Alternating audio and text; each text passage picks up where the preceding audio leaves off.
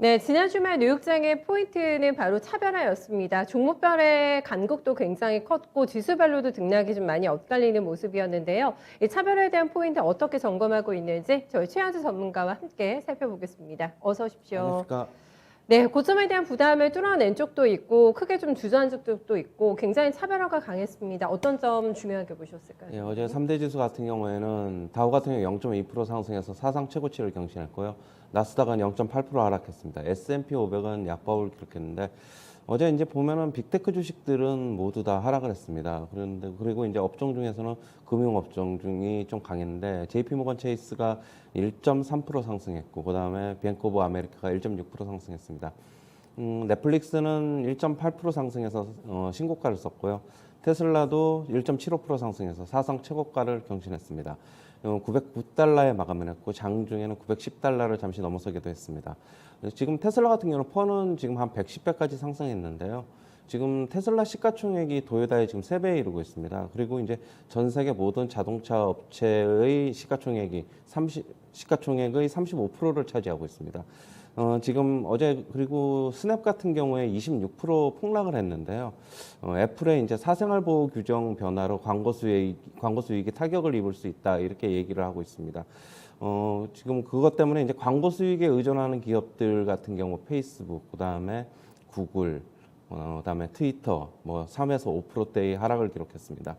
인텔은 지금 공급망 차질로 매출이 예상치를 하회하는 바람에 11.6% 하락을 했습니다. 그리고 엔비디 서밋 인사이츠 애널리스트가 얘기를 했는데 엔비디아의 GPU가 지금 강력한 수요로 가격 상승과 매출에 기여하고 있다 이렇게 얘기를 하고 있습니다. 그다음에 CS증권은 아마존이 지금 인건비 상승이 지금 이익률에 부담이 되고 있다고 얘기를 하고 있습니다. 지금 현재 아마존이 보유하고 있는 물류센터에서 인건비 부담이 증가하고 있다고 밝히면서 목표 주가는 4,700달러에서 4,200달러로 하향 조정했습니다. 지표가 나왔는데 10월 제조업 PMI 지수 같은 경우에는 59.2를 기록했습니다. 전월 60.7보다 소폭 하락을 했고요. 시장 예상치로는 60.5였습니다. 파월이 어제 얘기를 했는데 또 인플레는 내년까지 계속될 것이다 이렇게 얘기를 하고 있습니다. 지금 테이퍼링을 할 때지만 금리 인상을 할 때는 아직 아니다라고 얘기하면서 계속 인플레이션이 장기화될 경우에는 수단을 사용할 것이다 이렇게 얘기를 하고 있습니다. 그리고 샌프란시스코 연은 총재 같은 경우에는 인플레이션이 상승하고 있지만 금리 인상은 경제에 도움이 안 될 것이라고 얘기를 하고 있습니다.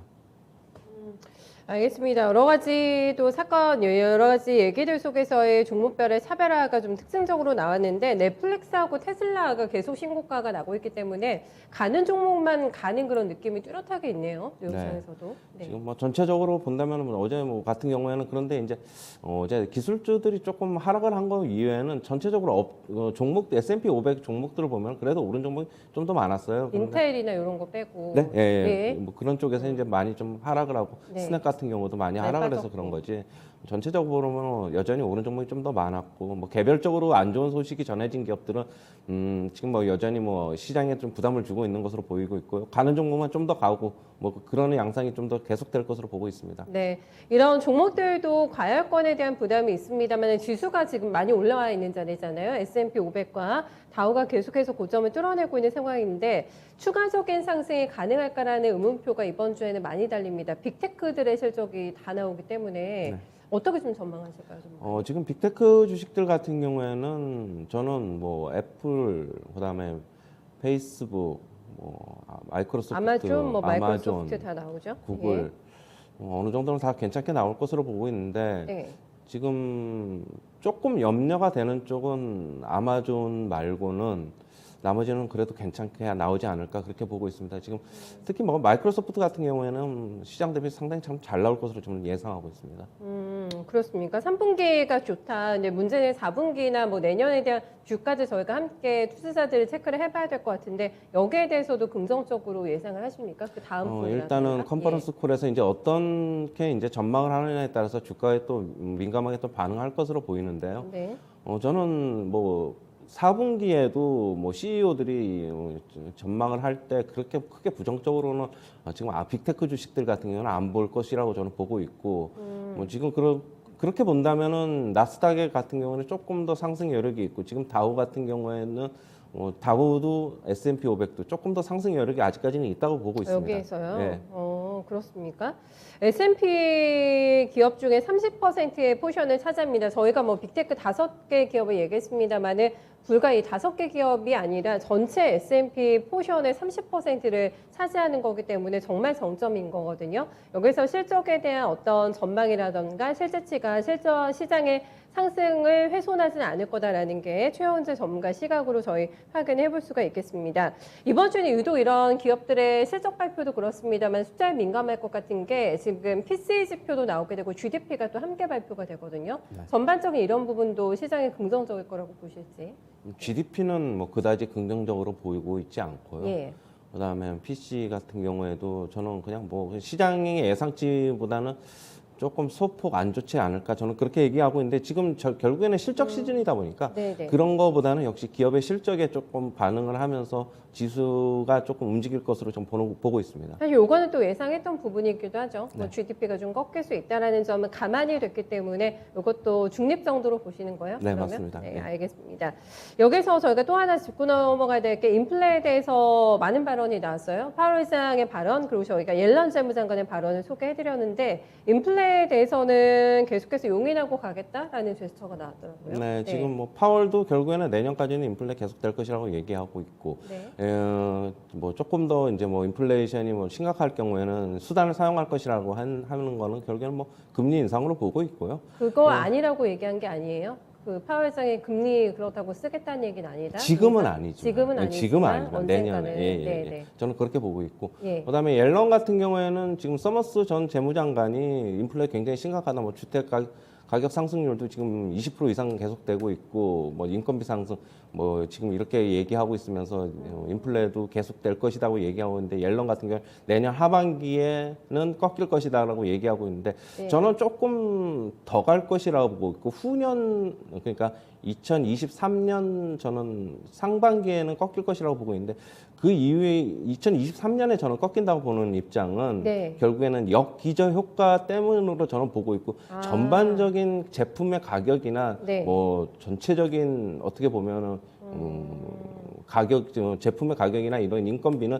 여전히 그래도 높을 것이라고 보고 있습니다. 역기저 효과 때문에 저는 꺾인다고 보는 거고 그것 때문에 저는 여전히 2023년 상반기까지는 조금 안 좋지 않을까. 상반기라는 건 한 3월 이후에 좀부터 좀 꺾일 것으로 보고 있습니다.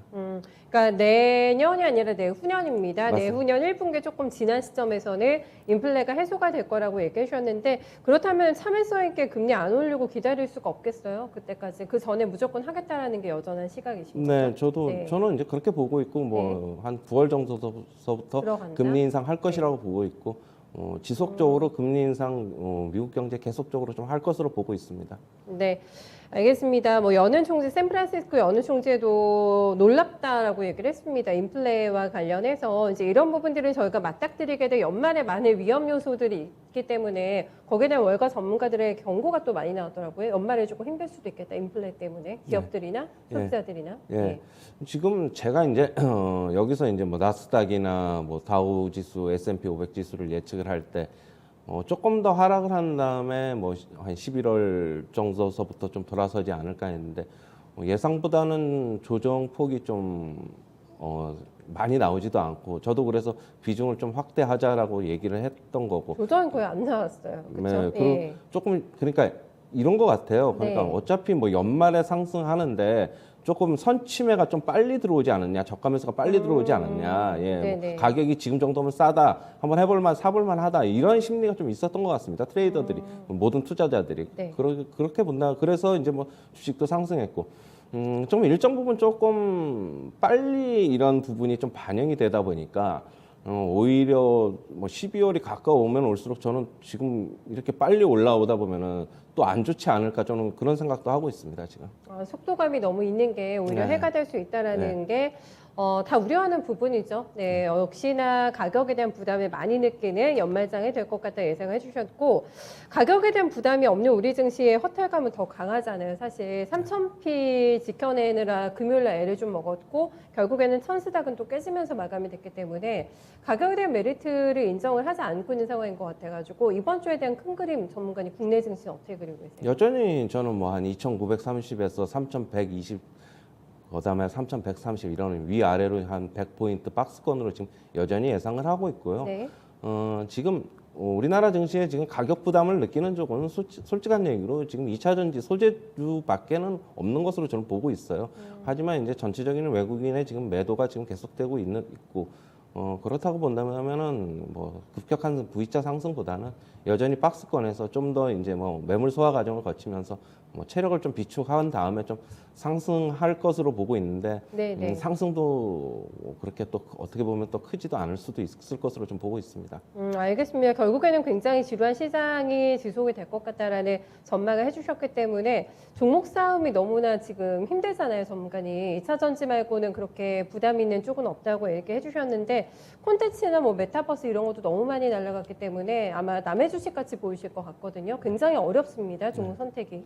네. 콘텐츠는 이제는 뭐 신규 매수는 하지 마셔야죠. 현재 예. 콘텐츠 뭐 좋은 소식이 나와서 뭐 시초가나 뭐 이렇게 장중에 좀 강하면은 오히려 매도 쪽으로 이제 돌아서야 되고 지금 콘텐츠만 계속 가는 것도 솔직히 지금 힘들고요. 이제는 네네. 콘텐츠에 이어서 누가 이제 바톤을 이어받느냐 이제 그게 좀 중요한 문제인 것 같습니다. 지금 이 콘텐츠도 그렇고 좀 전에 뭐 말씀하셨죠? 그리고 제가 메타버스나 메타버스. 이런 쪽들, 예. 메타버스는 조금 더 아직도 상승 여력이 있는 것으로 보고 그렇게 있습니다. 예, 뭐 보세요? 전체적으로 지금 자이언트 스텝이 이끌고 있는데 저는 자이언트 스텝이 지금 유무상 증자가 지금 얼마 안 남았거든요. 뭐 인위적으로 어떻게 보면은 뭐 주가에 좀 끌어올리기도 있는 것으로 좀 보고 있습니다. 알겠습니다. 지금 주말에 보니까 백신 접종률이 위드 코로나로 넘어가는 그 조건에 충족이 됐습니다. 네, 70%가 주말을 기점으로 완료가 됐다고 하는데 이렇게 아직도 못 올라온 낙폭주안에서는 위드 코로나의 어떤 기대감을 받을 수 있는 종목들도 상당수가 있고요. 대형주가 지금 못 움직이고 있는 상황이기 때문에 이쪽에 대한 전략 방향은 어떻게 잡는 게 좋다고 보세요? 대형주는 여전히 좀 힘든데요. 네. 뭐 근데 SK 하이닉스 같은 경우에 뭐 좀 괜찮은 모습을 보였어요. 하이닉스. 예, 예. 저번 주에도 이제 뭐 산업 리포트 시간에 이제 삼성전자나 SK 하이닉스 하락폭은 제한적일 것이라고 좀 봤는데 네. 삼성전자도 저는 SK 하이닉스가 좀 버텨주면은 삼성전자도 역시 뭐 같은 모습을 좀 보일 것이라고 보고 있는데 뭐 상승률은 조금 이제 더디겠죠. 그렇게 본다면은 지금 뭐 삼성전자, SK하이닉스 여기서 큰 폭으로 빠지는 건 아니고 좀만 버텨주면 여전히 개별 종목 장세 계속될 것으로 지금 보고 있습니다. 네, 위드 코로나 효과를 저희가 4분기 실적에서 볼 수 있을지 이제 그런 걸 감안한다면은 준비하는 차원에서 포트도 조금 조정하실 생각이 있으실 것 같아가지고 이거는 조금씩 저희가 편입을 해봐도 괜찮을까요? 위드 코로나. 위드 코로나 관련주. 네.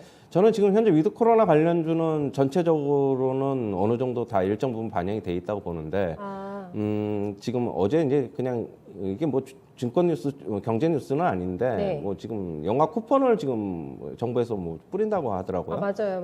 예. 그렇게 본다면은 CJ, CGV가 지금 못 갔으니까 네. 좀 어느 정도 혜택을 입지 않을까. 그리고 영화관의 관람 시간도 이제는 풀어준다고 하니까 좀 저는 수혜를 보지 않을까.